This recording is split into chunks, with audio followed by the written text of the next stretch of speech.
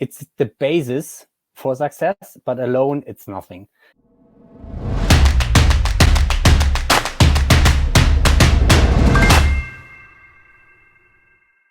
My name is Johannes Kreuzer. I'm CEO from Cosinuss. I'm talking about seeing is believing, or how we call it, hearing is believing. Or a subtitle could be why the ear is the best place to measuring, but why visualization is the key for success. And 10 years ago, and it's really by today, it's 10 years ago, we founded Cosinuss with the vision to empower you to manage health and fitness without limits. And without limits means it's without limits of place, time, or what else. So we started with the best sensor technology inside the ear, and we learned that data alone means nothing. And when we are talking about data, it's really the highest accurate, highest relevant, and the highest precision data. It's the basis for success, but alone it's nothing. And for that, you need some kind of interpretation. You need analytics, you need visualization, analysis of the data to make sense of this data. And this is really something important. It's not about the data, it's really doing some kind of interpretation. Because otherwise, it doesn't mean anything. So the technical core for all use cases, for all business cases, for performance, and at the end for success, it's really the technical core. It's this high quality raw data.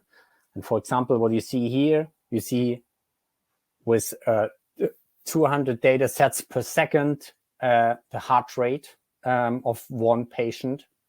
And this is the core for all business cases.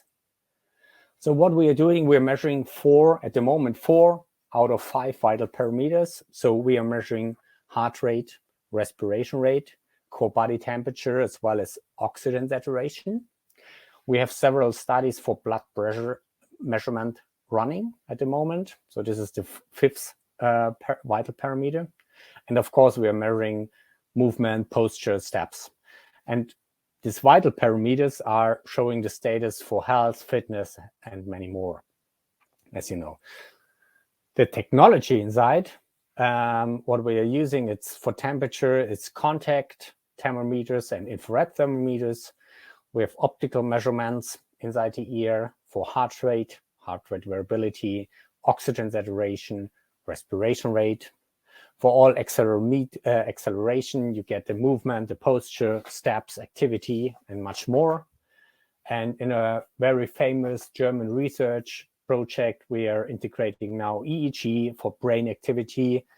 And this is the research question for this research project for epileptical seizure, if we are able to detecting epileptical seizures.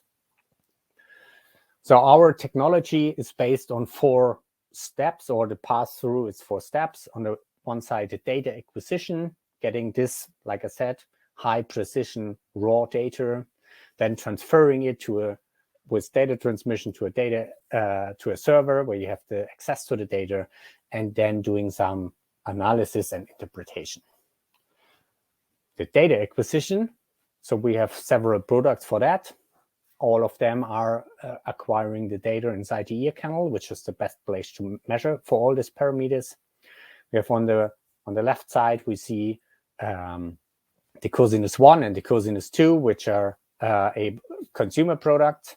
And on the right side, we see the medical product, or soon medical product, soon certificated product. On the one side, the Degree, which is now 2 years on the market as a medical product, a continuous fever thermometer, and the CMED, which is in certification process and hopefully ready soon, which are able to measure with medical certification the relevant vital parameters inside the ear canal. Like I said, it's not only about the data acquisition. This is the basis. And at the end, it's more about the right end, what we are talking about. The data has to be acquired in the best possible situation and the best place. Then we are using Bluetooth to transfer the data. Like I said, we are using standard services and custom services. With the custom services, we are able to transfer 200 data sets per second in real time of a patient or a user via a gateway, which is collecting the data, buffering if needed the data, and then the gateway is transferring the data with mobile network, LTE, 4G, 5G, what else, or a wired solution or Wi-Fi solution to a server. The gateway could be, for example, a small box, or it could be an app on our mobile phone, and then transferring the data to the server. Here you have access to the data via HL7, which is a medical, more or less standard, or REST API, and then making sense out of the data to show the data in this way, how you want to get the data. And it's really, a doctor wants to see the data in this way, a patient or patient 1 wants to see the data in a different way, and patient 3 needs an other interpretation to understand the data and to really make, like we call it, make sense out of the data, to know what to do or to see everything is fine or not. And if you want to use it in medical situation because you have chronic diseases, or if you want to have it in emergency cases, you need another interpretation. As we are developing all this in-house in our company, we have access to all the interfaces, and we are able to configure it. If you, for example, if you have your own app, it's able to get all access in the first way. We are also integrating technology in other products. So even here we can do some interpretation.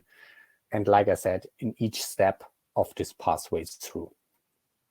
I show you 3 different use cases, which are current use cases. We have several more. Telecovid, which is from the name, it's about COVID patients running in the university clinic in Munich. It's called Rechts der Isar, as well as in the university here in Innsbruck in Austria. So it's about remote patient monitoring. The COVID patient stays at home. At the moment, we have more than 150 patients, and they wear our devices more than half of the day and average nearly 10 days. And here we're getting a lot of good signal quality. So we have more than 56,000 data points from these patients who were remotely controlled or monitored by the university clinics, and they were taking care about the COVID patients during their infection. Another study is called Diasco. It's for the long COVID patients, more than 120 patients, and they were starting inside the clinics, so it's much longer. It's more than 20 days on average where they were using or wearing our devices, and that's why we are getting more, close 100,000 data chunks from these patients over the whole pathway. And the third study I want to present, it's about mountain rescue. It's in a collaboration with the University Clinic in Munich, as well as the Bavarian Mountain Rescue Association.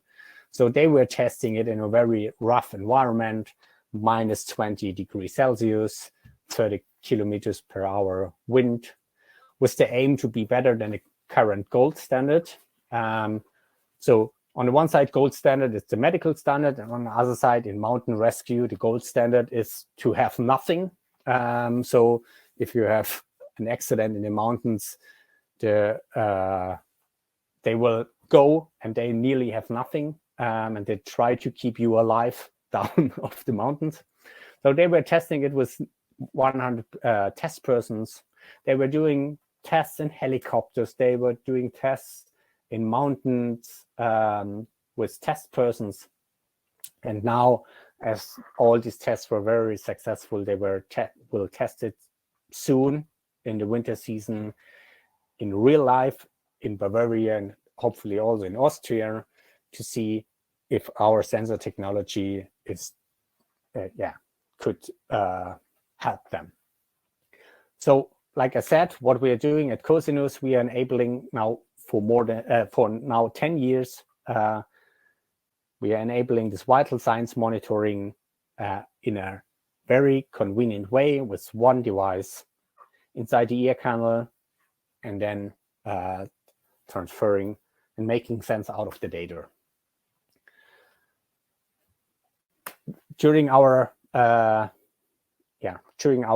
last 10 years, we were getting some awards, and we were in several projects with some big companies. And if you want to contact me, here are my contact information. Thank you.